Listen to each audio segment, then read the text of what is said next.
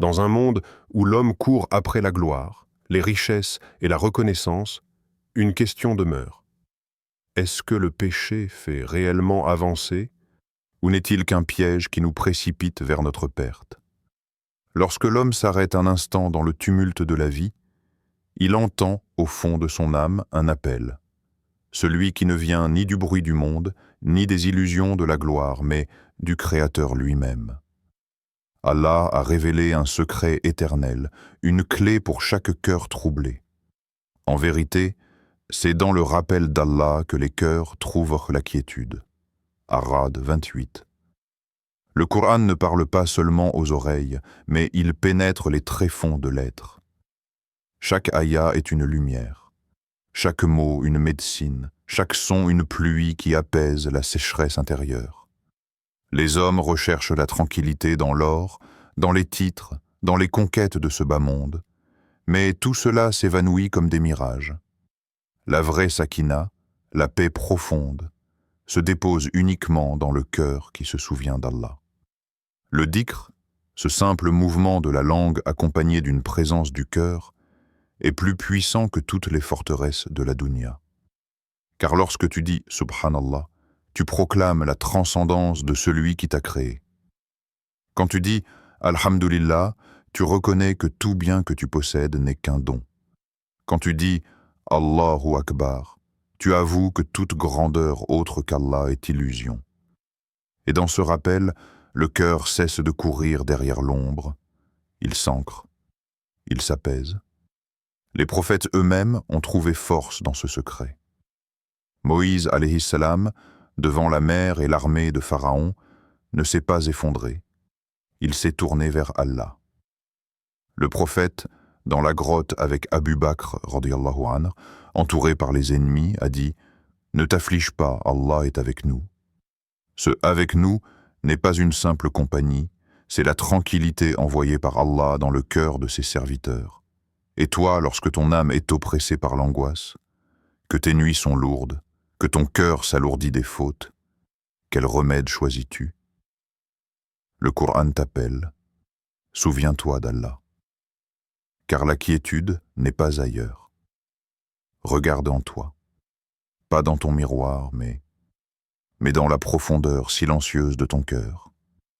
L'image que tu présentes au monde peut tromper les hommes, mais elle ne trompe pas celui qui connaît le secret des cieux et de la terre. Toi qui écoutes, pose-toi sans détour. As-tu dompté ton ego, ou est-ce lui qui tient les rênes de ton existence? Ton nafs est comme un cheval sauvage. Si tu le maîtrises par les rênes de la foi et la bride de la discipline, il t'emmène vers le jardin. Mais si tu le laisses libre, il te conduit vers l'abîme. Quand la colère t'envahit, es-tu celui qui s'élève par la maîtrise de soi, ou celui qui devient esclave de son propre feu? Quand la tentation se présente, es-tu celui qui détourne le regard par crainte d'Allah, ou celui qui se laisse avaler par son désir? Si Allah t'appelait aujourd'hui, que trouverait-il dans ton cœur? Un cœur purifié par le repentir, habité par le souvenir, illuminé par la sincérité, ou bien un cœur alourdi par l'orgueil, assombri par la rancune, rempli de vanité et d'amour pour ce bas monde? Tu peux tromper tes proches, tu peux maquiller tes fautes, mais ton cœur est exposé nu devant Allah. Que restera-t-il de tes paroles au jour du jugement? Chaque mot que tu as prononcé est inscrit. Chaque phrase que tu as laissée s'évaporer dans l'air est gravée par les anges. Tu as dit des paroles de vérité qui ont allégé ton fardeau, ou des paroles vaines, dures, destructrices, qui viendront t'accabler au moment où tes livres seront ouverts? Rappelle-toi le hadith du prophète, celui qui croit en Allah et au jour dernier, qu'il dise du bien ou qu'il se taise. Que trouveras-tu alors dans ton registre? Ne détourne pas ton regard de ces questions. Elles ne sont pas théoriques, elles ne sont pas lointaines. Elles sont ton miroir, ton présent, ton avenir. Car l'heure approche où ton ego ne parlera plus, où tes excuses ne vaudront plus rien, et où ton cœur témoignera de ce qu'il a réellement aimé. Lorsque le prophète quitta ce monde, la communauté musulmane fut secouée comme un palmier dans la tempête.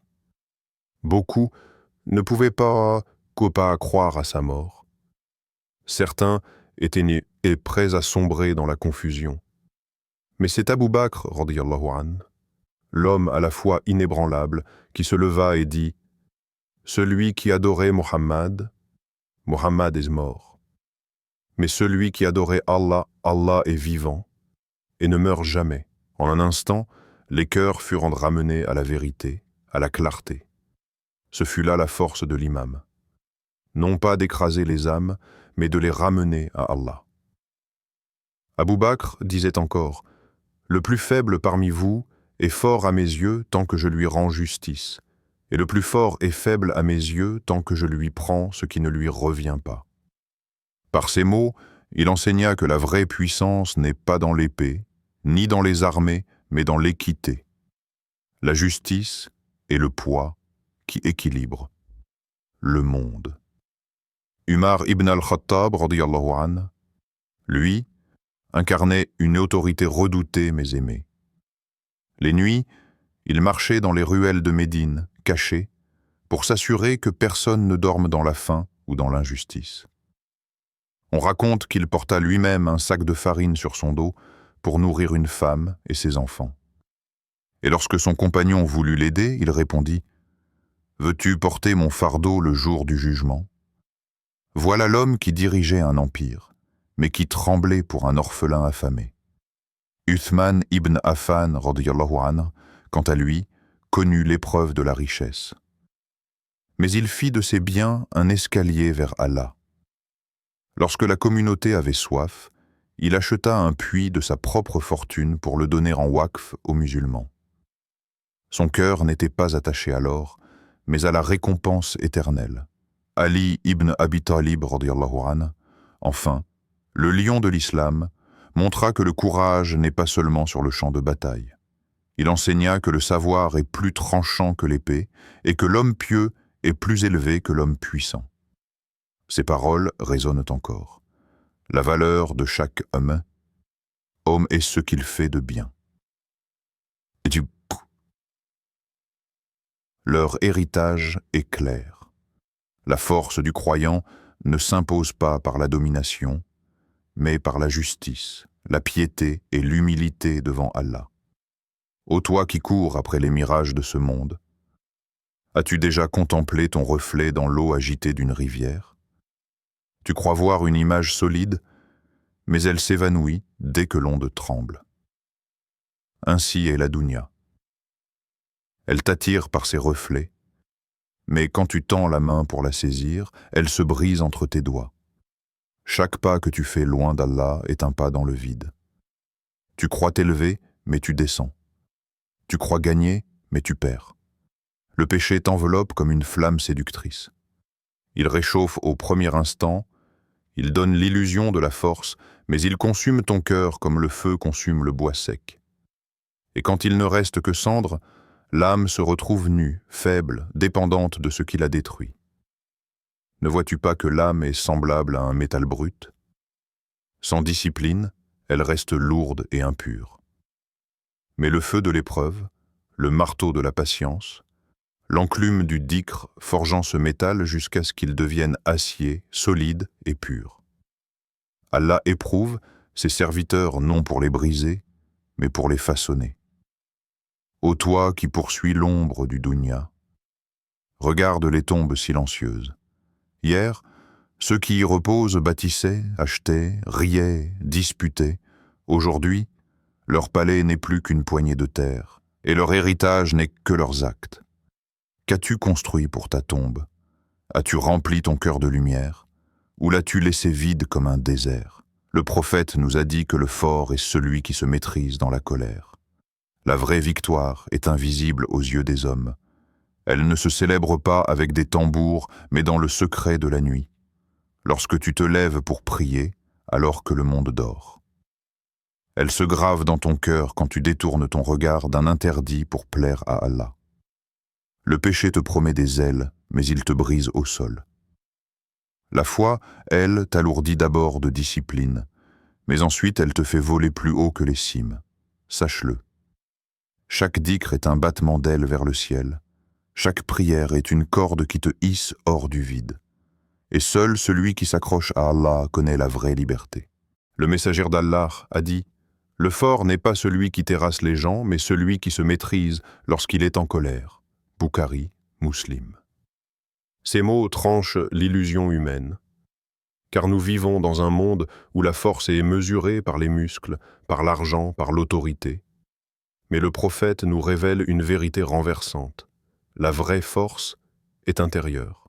Elle ne se voit pas dans la puissance physique, mais dans la maîtrise de soi. Regarde autour de toi. Combien d'hommes paraissent puissants, mais deviennent esclaves de leur colère. Une seule provocation suffit à les faire trembler, crier, frapper. Ils croient dominer les autres, mais en réalité, ils sont dominés par leur propre nafs.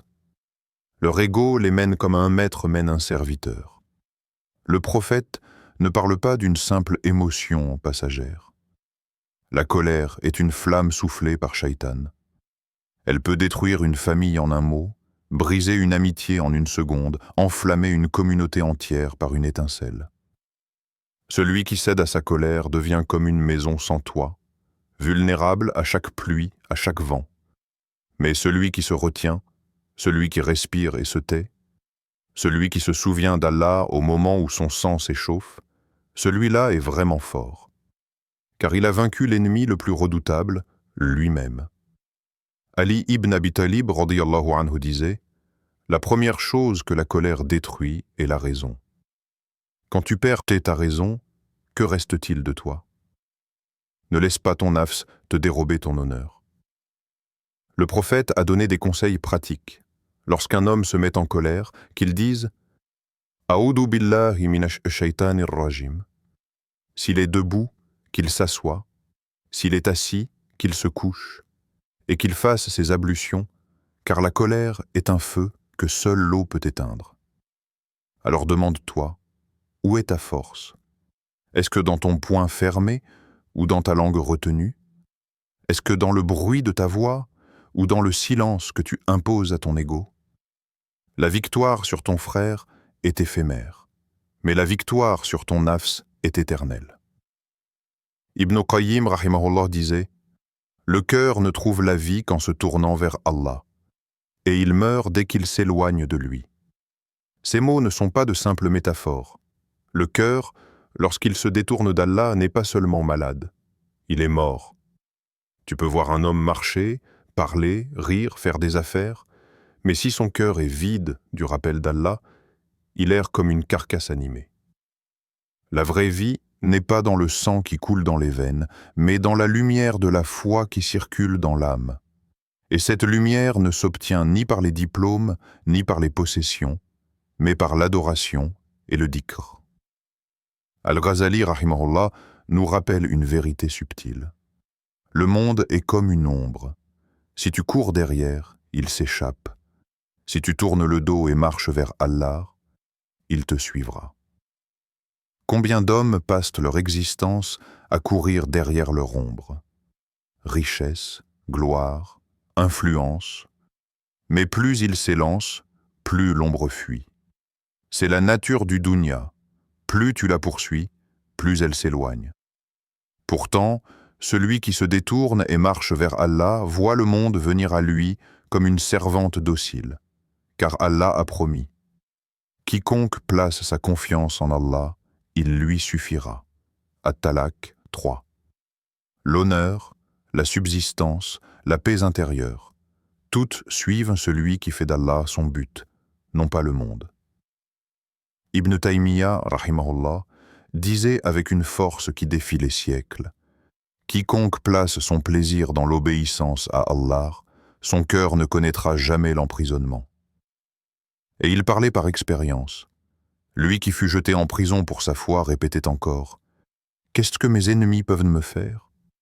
Mon jardin et mon paradis sont dans mon cœur. » Voilà le secret des libres. La servitude à Allah est la seule liberté véritable. Celui qui obéit à son ego est prisonnier, même dans un palais, mais celui qui obéit à Allah est libre, même dans une cellule. Ces paroles des sages sont comme des miroirs. Elles reflètent ce que tu portes dans ton cœur. Alors demande-toi, ton cœur vit-il ou est-il mort? Cours-tu après ton ombre ou marches-tu vers ton Seigneur? Et ton plaisir, est-il dans l'éphémère ou dans l'obéissance? Alors, toi qui écoutes, as-tu fait de la prière ton bouclier? As-tu nourri ton âme par le Coran et le dhikr? Ou les cieux es-tu